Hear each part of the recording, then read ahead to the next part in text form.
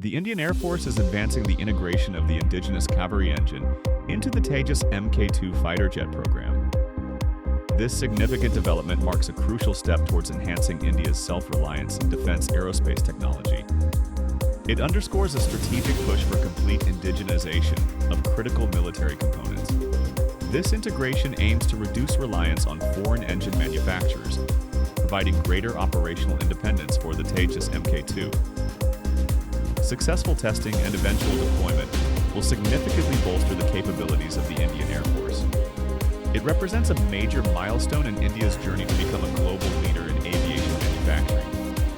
The Kaveri-powered Tejas Mk2 promises superior performance and strategic flexibility, reinforcing India's national security objectives. This initiative showcases the nation's engineering prowess and commitment to developing advanced defense systems. It is a testament to the vision of a truly self-sufficient defense sector.